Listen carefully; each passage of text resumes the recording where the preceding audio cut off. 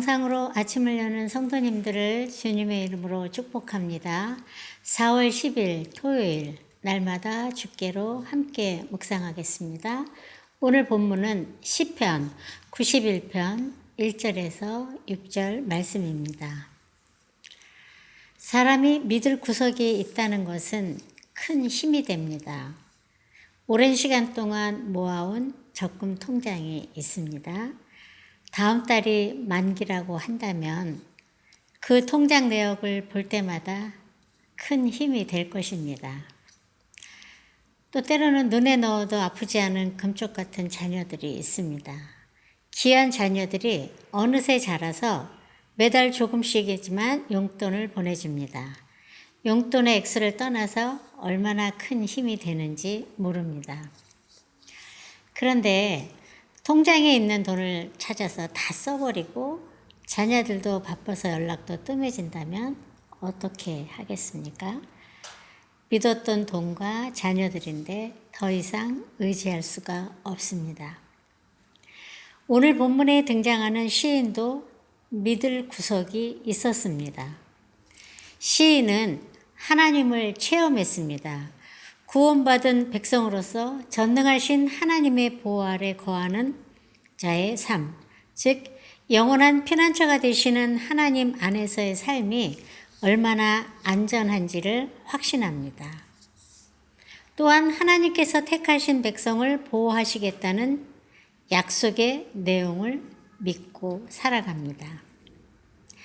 내용 관찰 1번입니다. 하나님을 피난처로 고백하는 자들은 어떤 자들입니까? 오늘 본문 2절 말씀에 시인의 고백이 나옵니다. 나는 여호와를 향하여 말하기를 그는 나의 피난처요 나의 요새요 내가 의뢰하는 하나님이라. 이 구절을 읽으면서 시인의 어떤 마음이 느껴지십니까?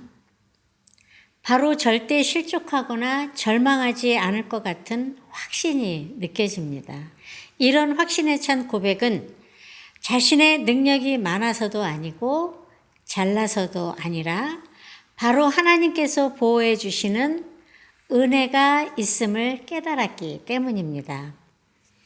자신의 피난처가 되시고 요새가 되시며 의뢰하는 하나님이라고 고백하는 그 고백 속에 하나님의 품 안에 살아가는 성도의 안전함을 보여주고 있는 것입니다. 내용 관찰 2번입니다. 하나님을 피난처로 삼은 자들이 받은 은혜는 무엇입니까? 시편 91편 3절의 고백도 마찬가지입니다. 이는 그가 너를 새 사냥꾼의 올무에서와 심한 전염병에서 건지실 것이미로다. 하나님의 품 안에 살아가는 성도는 악인의 올무와 전염병에서 끊임없는 도전을 받는다 할지라도 보호해 주심을 말씀합니다. 그렇다면 하나님께서는 택한 백성들을 어떻게 보호하시는지를 살펴봅니다. 그저 하나님 안에 있으면 평안합니다. 하나님 품 안에 있으면 안전합니다. 라는 추상적인 말이 아닌 확실한 말씀으로 우리를 보호하시겠다고 약속하고 계십니다. 내용 관찰 3번입니다. 하나님을 거처로 삼은 자들이 받게 되는 보호는 무엇입니까? 재앙이 가까이 오지 못하도록 시편 91편 10절에 말씀하십니다. 또 모든 길에서 발이 돌에 부딪히지 않게 하십니다. 시편 91편 11절에서 12절입니다. 우리를 건져주시고 높여주십니다. 시편 91편 14절의 말씀입니다. 환난 당할 때 건져주십니다. 15절 말씀입니다.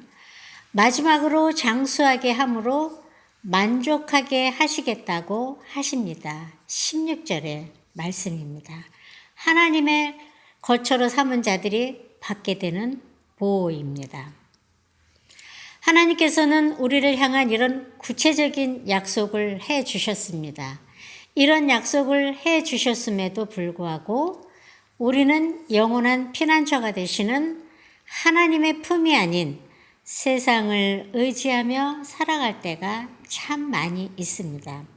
내가 가진 건강을 피난처로 삼을 때가 있고 또 내가 가진 재물을 피난처로 삼을 때가 있습니다. 또 때로는 내가 가진 인맥과 경험을 피난처로 삼을 때가 있습니다. 과연 그것들 중에 영원한 것이 얼마나 있을까요? 세상이 주는 만족, 세상이 주는 보호는 완전하지 못하고 영원하지 못한 것들입니다. 불완전한 것을 피난처로 삼는다면 결국 언제 무너질지 모르는 집에 사는 것과 똑같은 것입니다. 우리 하나님은 늘 변함없이 우리를 품어주시기 위해 우리를 바라보고 계십니다. 오늘 이 하루를 살아가시는 동안 완전하고 안전하고 영원한 피난처가 되시는 하나님의 품 안에서 살아가는 하루가 되시기를 소망하며 기도합니다. 아멘.